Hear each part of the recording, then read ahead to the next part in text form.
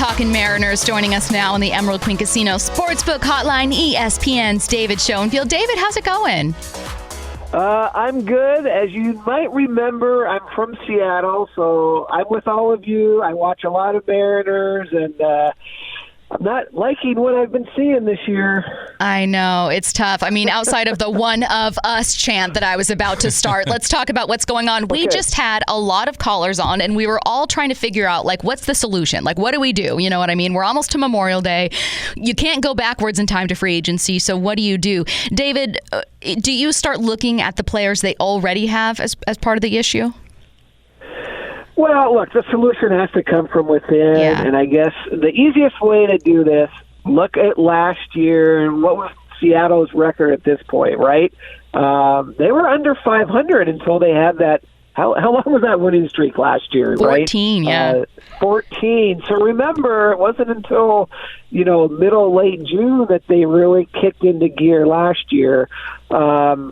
Right, the weather's warming up there. Is that what I understand? So maybe the bats will heat up with the weather. Look, the old cliche is it's a long season, but you got to start making a move because the wild card is going to be tough this year, right? The AL East is loaded, and now we got the Texas Rangers looking like they're the real deal. So now you got to beat not only Houston, you got to beat Texas. So you can't. I don't think you can hope on a 14-game winning streak coming along again. David, we signed Julio Rodriguez to a big contract. I think it was well-deserved, and I think the young man has the talent to pull himself out of this slump. What's your level of concern with Julio right now, and what are you seeing with his ABs that give you hope that he's going to be fine in the long run? Yeah, the other day he had that 3-walk game. Was that Saturday? I think that was, even though, we don't see the RBIs of a home run, that's what he needs to do. He's got to have the plate discipline. I just have an article up today on young players, and the major league level of pitching is so good. You got to swing at strikes, and Julio's been getting himself out too often this year. My level of concern, it's not super high because we know he can do it. We know he has the talent. Certainly it's frustrating to see that average, right around 200. I think he's going to snap out of it. He's just got to be a little smarter, tighten up that approach at the plate, and for the love of God, just stop swinging at those sliders out of the zone, right? Come on. It's tough to see, man. It certainly it feels like he's really, really swinging. Unfortunately for this team, you're seeing that strikeout percentage just not skyrocket, just not come down. And David, it's really interesting because we've seen some changes from the rule changes in this league offensively. Is it just me, or is strikeouts not going down? It's like we're seeing some improvements offensively, but strikeouts are staying the same. Is that kind of what you're seeing?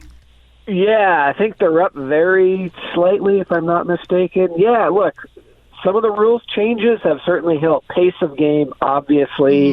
37 minutes off last year's average game time, I think. Stolen bases are up. That's exciting. Batting averages, unfortunately, is only up a few points. We thought we'd see a little more benefit, especially the left-handed hitters, with the removal of the shift. That hasn't happened. I think MLB is probably, behind closed curtains, a little disappointed that we're not seeing a bigger increase in the number of hits. But part of that is, to your point, there's a few more strikeouts, so that's eliminating hits right off the board. It's a better game than last year, but not quite, I think, what everybody was hoping for. When you look at this rotation, they have a big responsibility as of late to keep these guys in the game. Is this a way of playing the game that these guys can lean on, or do you feel like eventually this pitching staff is going to need a streak of 14 games where you're playing great and that offense is rolling, or do you think there's enough there for them to sustain the style of play? Yeah, look, to get on a run here these last 4 months, it's going to come first and foremost from that rotation.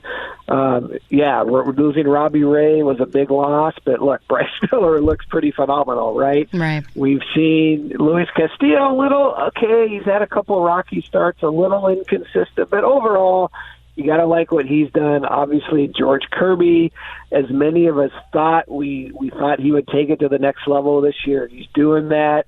Good chance we're going to see him at the All-Star game, in Seattle in July.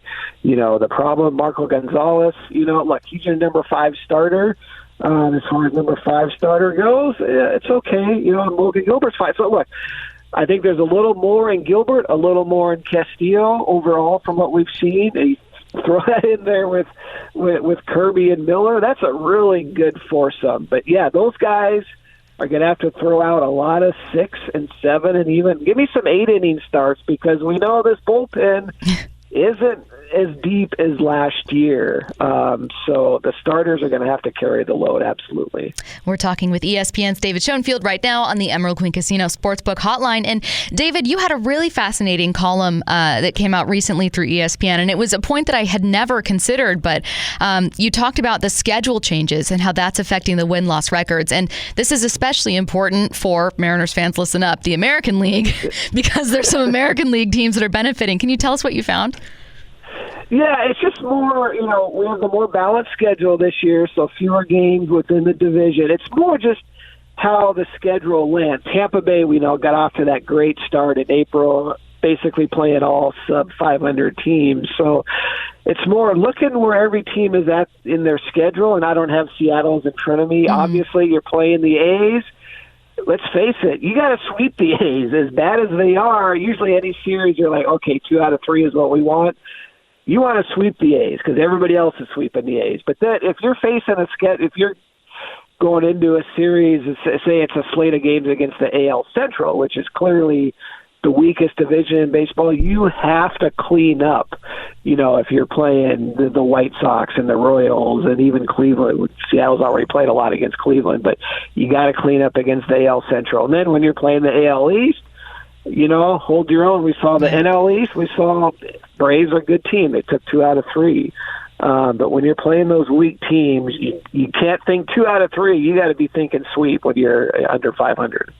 David, my baseball career ended in high school, so I don't know how these teams prepare. A little longer than mine lasted. So there you go.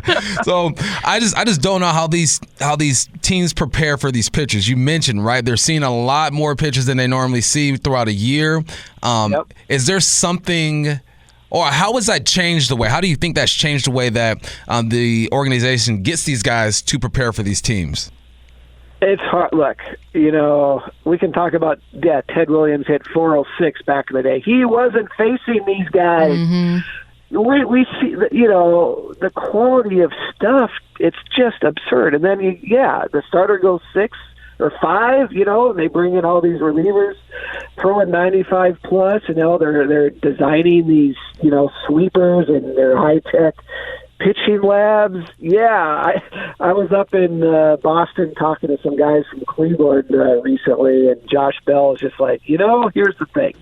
Hitting is hard. Mm-hmm. And it's like the most simplistic way to put it, but it is hard, and that's why, back to Julio's problems, you can't help the pitchers out. Now some of that's just the pitch recognition.